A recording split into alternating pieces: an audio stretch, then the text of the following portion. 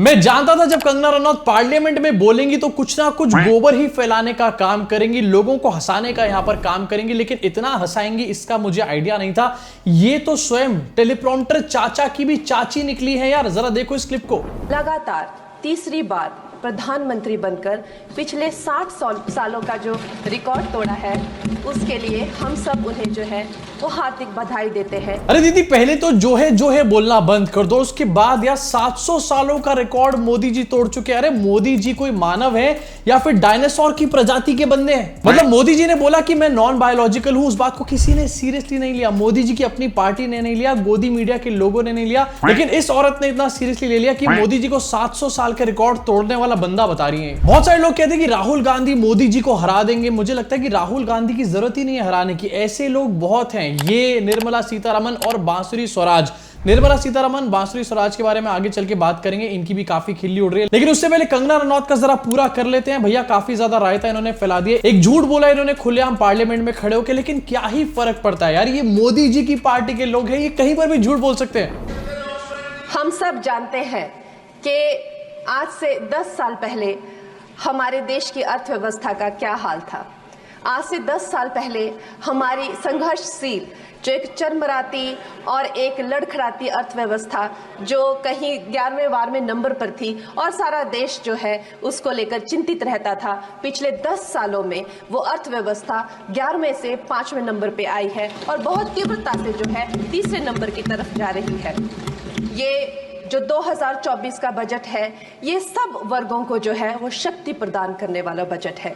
इस बजट से जो है वो हमारी अर्थव्यवस्था को भी तीव्रता। अरे भैया, सबसे पहले इसका कोई जो है बंद कराओ यार, बात बोलने से ज्यादा जो है बोलती रहती है। मैं भी जो है बोलने लग गया हूं इसके जो है चक्कर में। अब यहां पर कंगना दीदी ये कह रही है कि पहले हमारे देश की अर्थव्यवस्था जो थी वो 10वें-12वें नंबर पर थी और अब जो है 5वें नंबर पर जो है आ चुकी है।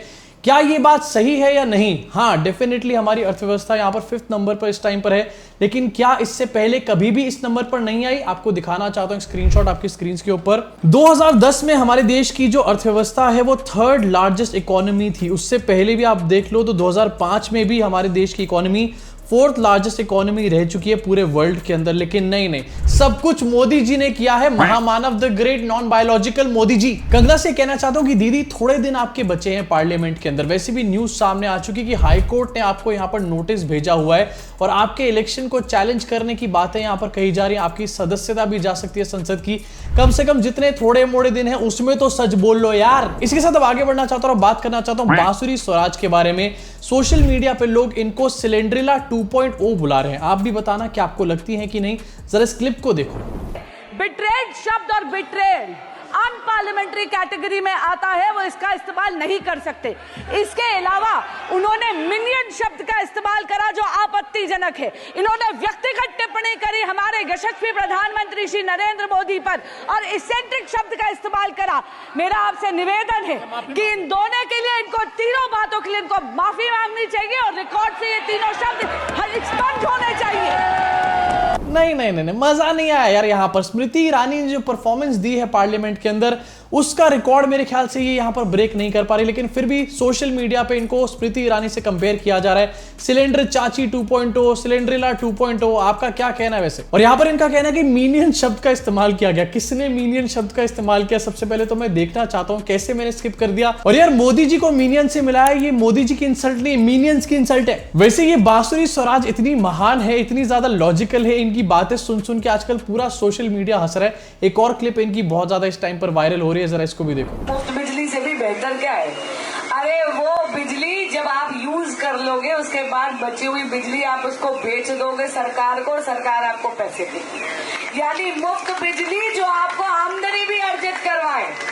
अरे ये कौन लोग है यार? मतलब कोई नाली से गैस निकालने की बात कर रहा है, कोई घर पे बिजली बना के उसको बेचने की बात कर रहा है और उससे पैसे कमाने की बात कर रहा है। यहां पर ये शायद सोलर एनर्जी की बात कर रही हैं। आप अपने घर पे बना सकते हो, उसको बेच सकते हो, लेकिन सरकार को बेचोगे। सरकार किसको देगी जब सब लोग अपने घर पे सोलर एनर्जी बना ही रहे होंगे? और यार यहां पर सोलर एनर्जी की बात करी जा रही है। सोलर पैनल्स के रेट आप लोगों को पता है, सोलर पैनल लगवाते लगवाते घर में घर बिक जाएगा पूरी तरीके से। मोदी जी ने लोगों को घर दे दिया, उनके सांसद कह रही है कि उस घर के ऊपर सोलर भी लगवाओ। अरे मोदी जी कहां से लेकर आएंगे इतना पैसा यार। इसके अलावा आपको एक और दिखाना चाहता हूं, निर्मला सीतारमण इस टाइम पर पूरे सोशल मीडिया पे मीम बन चुकी है। और यहां पर मैं सिर्फ लेफ्ट लॉबी की बात नहीं कर रहा हूं, जितने भी लोग हैं, चाहे वो राइट विंगर्स हों, चाहे वो सेंट्रिस्ट हों, लेफ्टिस्ट हों, सब लोग निर्मला सीतारमण को इस टाइम पर क्रिटिसाइज कर रहे हैं, मोदी की इकोनॉमिक पॉलिसीज को क्रिटिसाइज कर रहे हैं।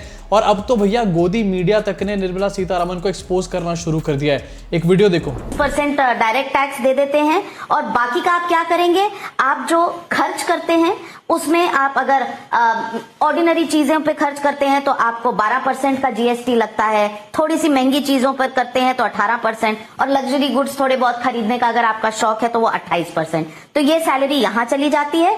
और यहां पर आप जो इन्वेस्ट करते हैं तो अगर आपके लॉसेस होते हैं तो सरकार आपको कुछ नहीं कहती, लेकिन अगर आपको फायदा होता है तो आप 20% टैक्स दे दीजिए यहां पर, या 12.5% जो आपने long term capital gains tax लगा दिया है। तो सैलरीड वाला, खास करके प्राइवेट सेक्टर में जो सैलरीड इंसान होता है उसके पास कोई सोशल सिक्योरिटी नहीं है। लास्ट में जरा निर्मला सीतारमण की शक्ल को देखो, दोबारा एडिटर साहब लगाओ स्क्रीन के ऊपर, लास्ट में कैसी शक्ल बन चुकी है। कोई सवाल का कोई यहां पर जवाब नहीं है। कहीं ऐसा ना हो कि इसके जवाब में निर्मला सीतारमण ये कह दें कि सॉरी मैं सैलरी नहीं कमाता। मतलब जिस बजट को लेकर के गोदी मीडिया तक निर्मला सीतारमण से सवाल पूछ रही है, उनको कोस रही है, ऐसा हालत उनकी कर चुकी है कि वो स्पीचलेस हो चुकी है। वो बजट कितना बकवास रहा होगा इसकी आप कल्पना यहां पर कर सकते हो। अब गोदी मीडिया की वैसे शुरुआत हो ही चुकी है और गोदी मीडिया किस तरीके से बीजेपी के लोगों से सवाल पूछ रही है मैंने आपको दिखा दिया। लेकिन गोदी मीडिया इस टाइम पर राहुल गांधी का कितना फैन हुआ चला जा रहा है, राहुल गांधी का पागल लट्टू हुआ चला जा रहा है, ये मैं आपको दिखाना चाहता हूं। कल राहुल गांधी सुल्तानपुर पहुंचे और सबसे पहले आपकी स्क्रीन पर ये वीडियो चल रहा होगा जहां पर सुल्तानपुर में काफी भयंकर भीड़ उमड़ी है राहुल गांधी से मिलने के लिए। राहुल गांधी कोर्ट केस में पेश होने वहां पर गए थे सुल्तानपुर में और आप भीड़ यहां पर देख सकते हो जो कि क्रेजी हो रही है।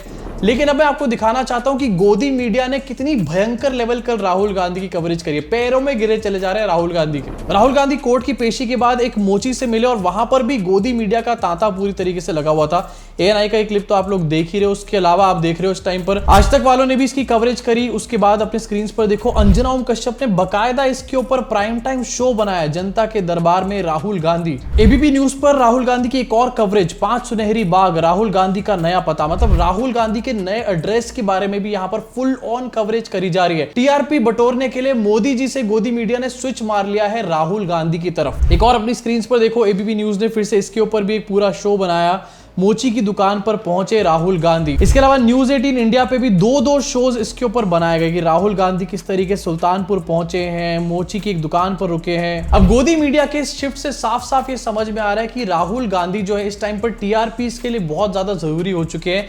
लेकिन मोदी जी का किस तरीके से साथ छोड़ा गया ये देख रहे हो आप लोग। मतलब वो मोदी जिनकी चरण वंदना ये लोग कर रहे थे, अरे महामानव आ गया, अरे विश्व गुरु आ गया, उस मोदी के बारे में प्राइम टाइम पे बात भी नहीं होती है। वैसे इसी के साथ आपको ये भी दिखाना चाहता हूं कि कुछ फोटोज राहुल गांधी की वियतनाम एम्बेसी में भी निकलकर सामने आई। कल शाम की ये फोटोज हैं और इन फोटोज को देखने के बाद बहुत सारे लोग ये कह रहे हैं कि Rahul Gandhi future PM, Rahul Gandhi future PM. अब मुझे नहीं पता कि राहुल गांधी फ्यूचर में पीएम बनेंगे या फिर नहीं बनेंगे, लेकिन डेफिनेटली राहुल गांधी ने अपनी इमेज का तो बहुत तगड़ा मेकओवर कर लिया। मतलब जो राहुल गांधी की इमेज एक पप्पू वाली बना दी थी यहाँ पर बीजेपी ने अपने आईटी सेलियास के थ्रू, अपने ट्रोल्स के थ्रू, अपनी गोदी मीडिया के थ्रू, उस सारी इमेज को यहाँ पर चेंज करके रख दिया राहुल गांधी ने। अब लोग राहुल गांधी को सीरियसली ले रहे हैं और इसके पीछे कहीं ना कहीं राहुल गांधी जिन मुद्दों पर बात कर रहे हैं उसका एक बहुत बड़ा रोल है। लेकिन हमारी जो यूपी की सरकार है उनको मुद्दों से पड़ी ही नहीं है, उनको करना है हिंदू मुस्लिम, उनको अकल आके ही नहीं दे रही भाई साहब। एक और आपकी स्क्रीन पर दिखाना चाहता हूं, न्यूज आई है सामने, mosque and mazar on Kanwar route in Haridwar covered up. मतलब मॉस्क और मजार जो है कांवड़ के रूट के ऊपर हरिद्वार में, उनको कवर अप कर दिया गया। क्यों कवर अप किया गया? जब कोई इस्लामिक जुलूस निकल रहा होता है तो क्या किसी मंदिर को कवर अप किया जाता है? नहीं किया जाता और करना भी नहीं चाहिए। तो आखिरकार कांवड़ की यात्रा में मस्जिदों को कवर करने का क्या सेंस बनता है? यहाँ पर सेंस ये बनता है कि भैया हिंदू मुसलमान करना है और कुछ सेंस नहीं है। वैसे इसी के बीच आपको ये भी बताना चाहता हूं कि 2 लॉबीज इस टाइम पर बन चुकी हैं। एक तरफ तो आरएसएस की लॉबी और दूसरी तरफ है मोदी और शाह की लॉबी। आरएसएस की जो लॉबी है वो क्लियरली यहां पर योगी आदित्यनाथ को सपोर्ट कर रही है और सीएम बना के रखना चाहती है, लेकिन मोदी और शाह की जो लॉबी है वो योगी आदित्यनाथ को सीएम के पद से हटाना चाहते हैं और केशव प्रसाद मौर्य को यहाँ पर सीएम बनाना चाहते हैं। हालांकि केशव प्रसाद मौर्य के पास उतना कोई सपोर्ट भी नहीं है पब्लिक का, लेकिन फिर भी क्योंकि वो मोदी जी के सबसे अच्छे चमचे हैं तो इसलिए मोदी शाह यहाँ पर कोशिश कर रहे हैं, लेकिन इन कोशिशों में नाकाम हो रहे हैं, विच क्लियरली शोज कि इन लोगों के बीच में जो लड़ाइयां हैं वो दिन पर दिन बढ़ती चली जा रही है। अब इसी के साथ आगे बढ़ना चाहूंगा और बीजेपी के एक और बहुत बड़े थ्रेट के बारे में बात करना चाहूंगा, यहां पर ध्रुव राठी के बारे में। ध्रुव राठी के ऊपर एक डिफेमेशन का केस हुआ है, आपकी स्क्रीन के ऊपर ये न्यूज है। Delhi court summons YouTuber Dhruv Rathee in defamation case filed by BJP leader. Of course यार, बीजेपी के लीडर नहीं करना था ना। अब सुरेश नखुआ नाम का बीजेपी का लीडर है जिसने कहा है कि ध्रुव राठी ने उनकी इमेज को यहां पर खराब किया है अपनी वीडियोस के अंदर। सुरेश नखुआ का यह भी कहना है कि ध्रुव राठी ने उनको इंसल्ट किया है यहां पर अपनी वीडियोस में। लेकिन ये आदमी किस तरीके की बातें करता है, आपकी स्क्रीन पर सिर्फ एक ट्वीट दिखाना चाहता हूं इसका, और लोगों के बारे में कैसी सोच रखता है।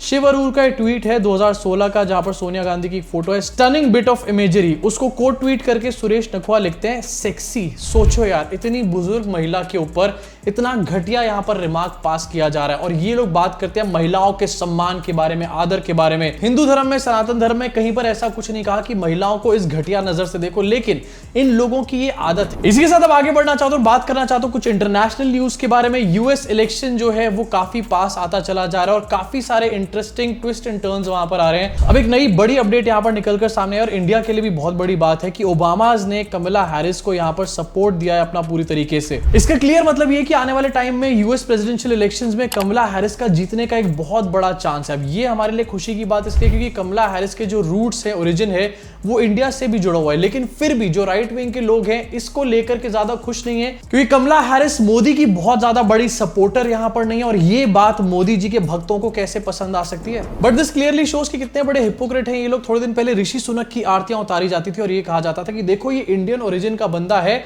और इसको तो सपोर्ट जरूर करना चाहिए इंग्लैंड के अंदर। लेकिन अब वही लोग कमला हैरिस को सपोर्ट करके नहीं दे रहे, बल्कि यहां पर डोनाल्ड ट्रंप को सपोर्ट कर रहे हैं। तालियां हो जाए इनके हिपोक्रेसी के लिए। वैसे आपका क्या कहना है इनकी हिपोक्रेसी के अंदर? कमेंट सेक्शन में अपनी भड़ास को पूरी तरीके से निकाल डालो। इनफैक्ट कंगना दीदी के दिमाग के बारे में आपका क्या कहना है, इसके बारे में भी अपनी भड़ास जरूर निकालना। क्या मोदी जी के चमचे ही इस बार इंश्योर करने वाले कि मोदी जी हर इलेक्शन हारें? बताना जरूर कमेंट सेक्शन में। मैं आपसे मुलाकात करूंगा इस चैनल के अगले वीडियो में।